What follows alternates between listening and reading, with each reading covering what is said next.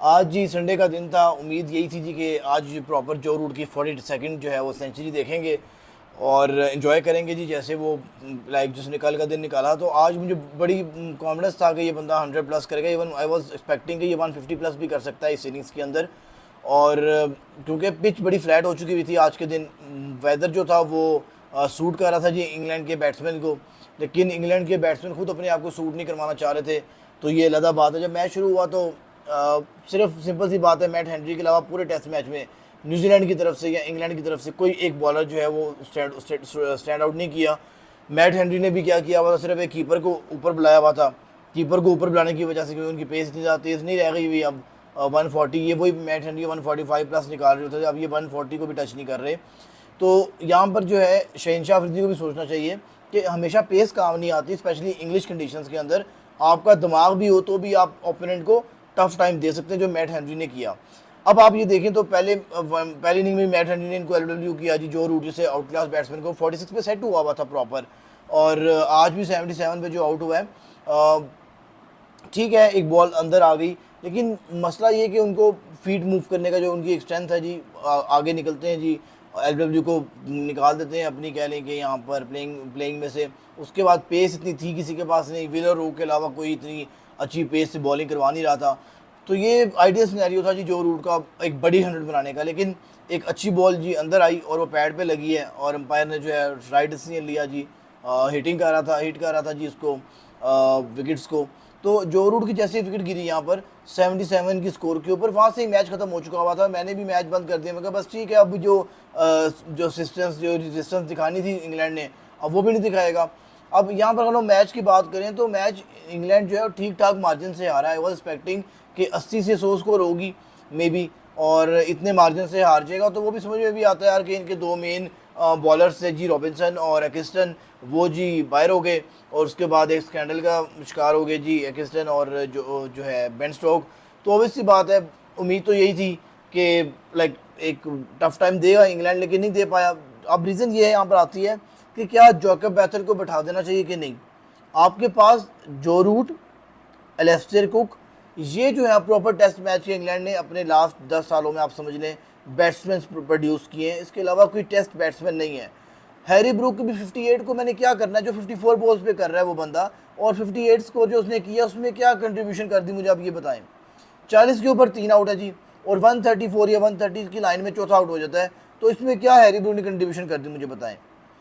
ठीक है, ऐसा जो अगर 450 स्कोर चेस करनी होगी तो लेथम जो ओपोनेंट टीम का कैप्टन था वो भी खुश हो रहा होगा, अच्छी बात है, मारे मारता हुआ आउट भी हो जाएगा।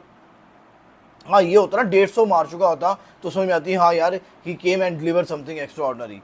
तो ये 58-60 नहीं चलेंगी टेस्ट मैचेस के अंदर, स्पेशली जब इतना फ्लैट आपको विकेट मिले, क्योंकि पहले 2 दिन विकेट ने तंग किया है।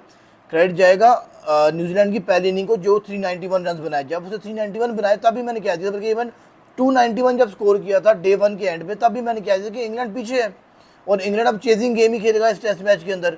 वही हुआ, 291 पे 7 पहले दिन के अंदर, दूसरे दिन पे 391 के ऊपर ऑल टीम आउट, 222 के ऊपर 6 आउट जी दूसरे दिन पे इंग्लैंड के। और इंग्लैंड ने जी कितनी की जी पहली इनिंग में, 4 विकेट्स खोने के बाद उन्होंने 100 भी ऐड नहीं किया, 291, यानी कि आप 70 स्कोर 69 स्कोर ऐड कर रहे हैं जी, 4 विकेट्स गवा बैठ रहे हैं। ठीक है, उसके बाद फिर आपको पता है जी 252 स्कोर तो कर चुके हुए थे जी तीसरे दिन के एंड पे। चौथे दिन के आपके एंड में आपको पता है 5 आउट हो चुके हुए। तो सारा जुबानी मुझे याद है जी कि इनका हुआ क्या इंग्लैंड के साथ इस टेस्ट मैच में, ओवल का टेस्ट मैच था। यहाँ पर जो रूट ने 1000 स्कोर बना दी हुई थी एक कह लेंगे पूरे इस ग्राउंड के अंदर। तो जो Root was favourite for this, but आपको ये देखना पड़ेगा कि जो रूट को सपोर्ट किसने किया साथ। पहले ठीक है आपका पास, मैं तो ये कहूँगा आपका बेन डकेट भी कोई प्रॉपर ओपनर नहीं है, एमिलिया गेज से प्रॉपर ओपनर है, वो आता है, वो देखिएगा आप आगे जाके वो कैसे नरिश करेगा अपने आप को। उसको अफसोस होता है अपनी विकेट गंवाने के बाद, 4 उसने इनिंग्स के लिए 2 में 50 प्लस मारी है, जब भी आउट हुआ उसको अफसोस हुआ क्या मैंने क्या गलती की है। लेकिन बेन डकेट जिस बॉल पे आउट हुआ मुझे आप बताएं, वो तो T20 में शॉट खेल के आउट हुआ है, यानी कि एक एवरेज सी बॉल है, आप हाफ उसको कमिट कर रहे हो ना, आप पूरा पुल मार रहे हो ना, उसको बॉल को छोड़ रहे हो, और आपको दायरे में कैच पकड़ा जाता है, वो भी कोई बॉल ऊपर नहीं गई थी, स्ट्रेट अवे बच्चों वाला कैच था यार। ये होता ना कि टॉप एज लगी तो कीपर ने कैच पकड़ लिया, बड़ी ऊपर बॉल चली गई थी, बड़ी पेसी बॉल थी, कुछ भी नहीं था यार। उसके बाद जैकब बैथर को अंदर बॉल आई, वही चीज़ तंग कर रही है, 4 इनिंग्स हो गई है जी, जैकब बैथर को बॉल अंदर आती है वो आउट हो जाते हैं, एलडब्ल्यू या बोल्ड हो जाते हैं। ठीक है, लॉर्ड्स की सेकंड इनिंग में बॉल बैठ गई थी, मैं समझता हूँ, लेकिन उसके अलावा तीनों जब आउट हुआ है, एक जगह बॉल अंदर आई है, कॉट बिहाइंड हो गया स्लिप के ऊपर, 2 बार एलडब्ल्यू हुआ है जी। तो ये आपकी चीज़ें एक्सपोज हो रही हैं, you are not a proper test match player. उसके बाद आपके पास नीचे कौन आ रहा है जिसको आपने रिप्लेस किया है? Jordan COX. रियू को आपने खिला लिया है, उसने कैच भी ड्रॉप किया है, और ऊपर से आपने किसकी जगह पे खिलाया है? जेमी स्मिथ की। अब मुझे नहीं पता कि Jamie Smith was present, like क्या वो फिट थे, क्या मसला आया, क्योंकि जब मैंने जो प्लेइंग 11 देखी थी, प्रिडिक्शन जो भी आ रही थी उसके लिहाज से एंड तक तो जेमी स्मिथ ही खेल रहे थे, रियू नहीं खेल रहा था। अब आई डोंट नो क्या हुआ, मैंने इसको स्टडी नहीं किया, बट जेमी स्मिथ को बिठाना आपका नहीं बनता अगर वो फिट है तो। ठीक है, वो ऐसा प्लेयर है, वो 50 60 70 स्कोर मार देता है नीचे से, आपको नहीं देखा होगा, डिफरेंट उसने सीरीज में परफॉर्मेंस करके दिखाई है। तो यहाँ पर आपके पास टेस्ट मैच के प्लेयर नहीं है, आपको क्रिस वॉक्स नहीं है, मुझे समझ में नहीं आई, क्रिस वॉक्स की रिटायरमेंट हो चुकी होगी, वट एवर जो भी चीज़ें हैं, तो आपको क्रिस वॉक्स जैसा बॉलर चाहिए जो आए, बड़े प्यारे से एंडरसन जैसा बॉलर चाहिए, ब्रॉड जैसा बॉलर जो आए, प्यारा सा एक्शन हो, बॉलिंग करता हो, समझ में आए। आपने इतनी शॉर्ट बॉलिंग की है, न्यूजीलैंड को इतनी शॉर्ट बॉलिंग की है, वो कायल जेमिसन इन्ना लौंठा जो है उन्होंने शॉर्ट बॉल कराई जा रहे हो, वो की कर रहे हैं, खेल रहे हैं, एज हो रहे, चौके हो रहे हैं, और ऊपर से वो जो आपका जोफर आर्चर है उसका भी वखरा ही दिमाग है। ठीक है, वो क्या कर रहा है, मुंह पे गेंद मारे खुश हो जा रहे हैं, हंस रहा है, ये तो बात नहीं ना है। आपका ना 5 विकेट हॉल आया, ना 10 विकेट हॉल आया आपका।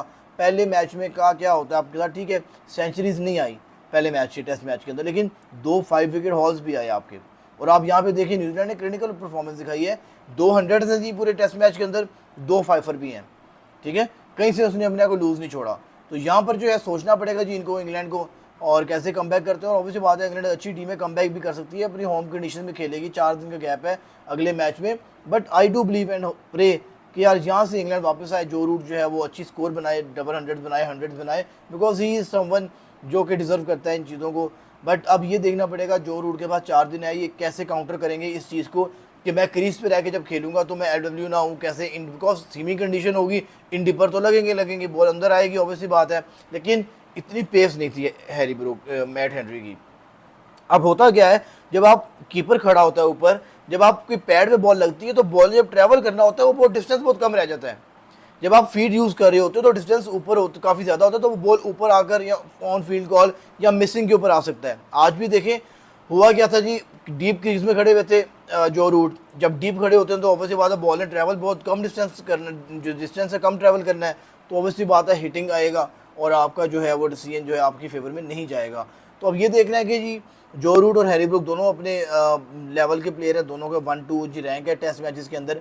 अब इन्होंने कैसे 4 दिनों में ओवरकम करते हैं अपनी इस टेक्निक को, और आगे पाकिस्तान का चैलेंज भी आ रहा है, ऑब्वियसली बात है अब्बास भी होंगे, अगर रिजवान कीपर हुआ तो रिजवान भी ऑब्वियसली बात है ऊपर स्टैंड करेगा जैसे ही एलिस कैरी ने किया था।